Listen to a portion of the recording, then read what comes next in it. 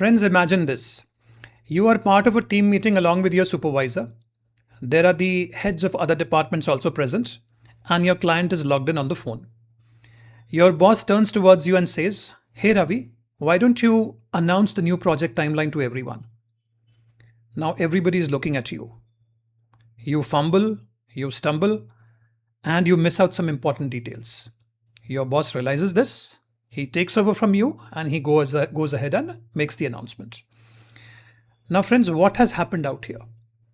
Now, making an announcement may sound very simple, but when you are on the spotlight, when everybody is looking at you, it can be quite challenging to maintain your confidence and make that announcement properly. Now, you have missed that one opportunity where you could have shown leadership, you could have shown your communication and articulation abilities.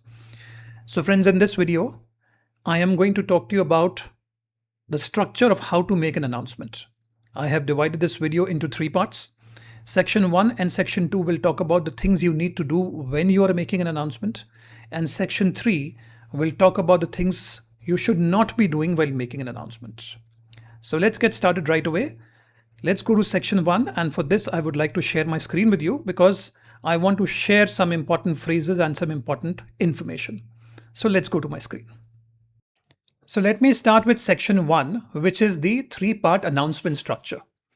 Now, in this part 1 is you need to get everybody's attention before you make an announcement. Now, how do you do that?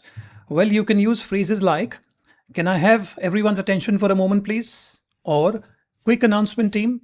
Or you can say, "Before we move on, I need to share something important." Wait for people to stop talking and look at you before you continue. This shows confidence and ensures people actually hear you. Now, once you have made this announcement and you see somebody scrolling on their phone, well, you can politely request them to stop and pay attention. For example, you can say, "Hey Radhika, can I have your attention, please?" Let's say Radhika is scrolling on the phone, right? She's looking at the phone. "Radhika, can I have your attention, please? This is important." Okay. So that's part number 1, which is get everybody's attention. Part number 2 is define the information clearly. Now, what you can do out here is that you can use the 5W approach. And what is that? What is being announced, who it affects, when it's happening, where it will take place, and why it matters. The last one is if needed, right? Let's take an example out here. The quarterly review meeting has been moved from Friday to next Tuesday at 2 p.m. in a conference room B. This affects everyone in the product team. Now, if you look at this example, it has covered the what, the who, the when, the where, and also the why, right? So that's part 2, deliver the information clearly. First one was get everybody's attention. Number 2 was define the information clearly. Let's look at part number 3. Part number 3 is clarify the next steps. Tell people what they need to do, if anything, right? What can you do here? You can use sentences like, "Please confirm your attendance by replying to the calendar invite," or "Check your email for the detailed agenda," or "No action needed from your side, just mark your calendars," right? So that was the 3-part structure where you get everybody's attention, you give the information clearly, and then you clarify the next steps. So that was Section 1, right? Let's move on to Section number 2, where you have to adjust your tone according to the announcement.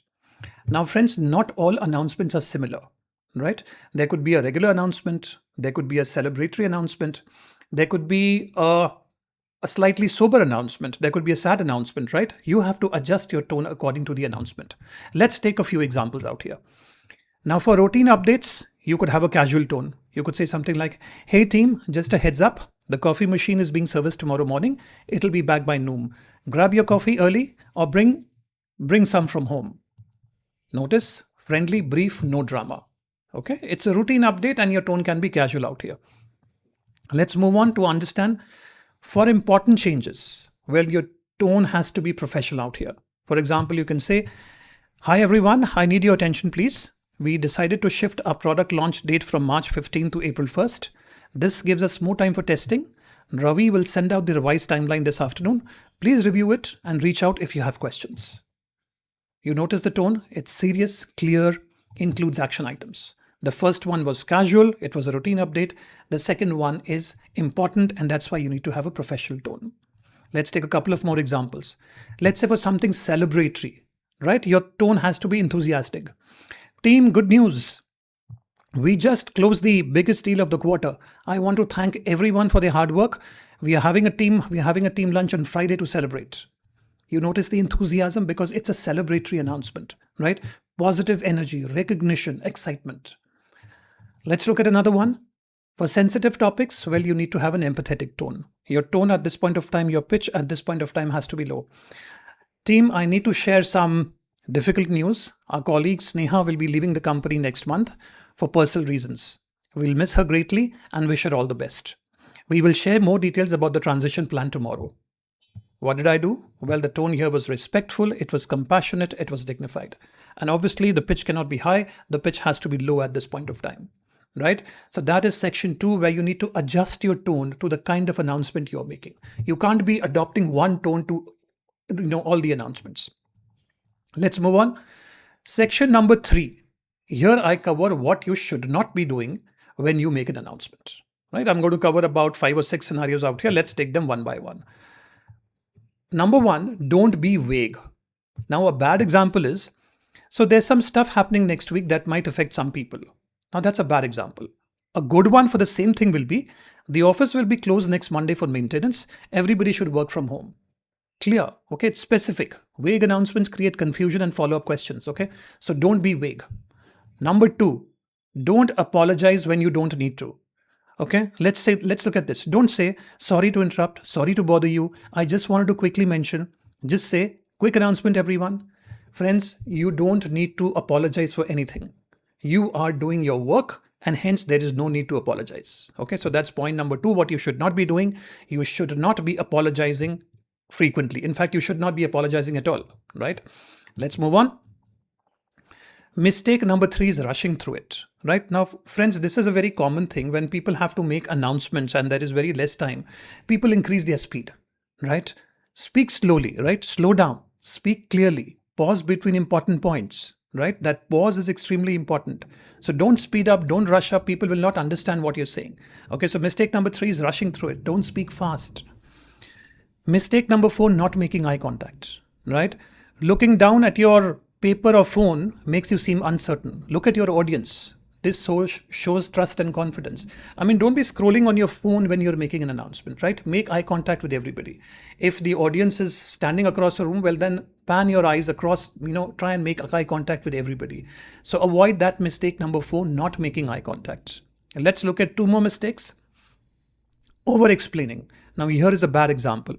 So basically what happened is, we had a meeting yesterday and there were some discussions.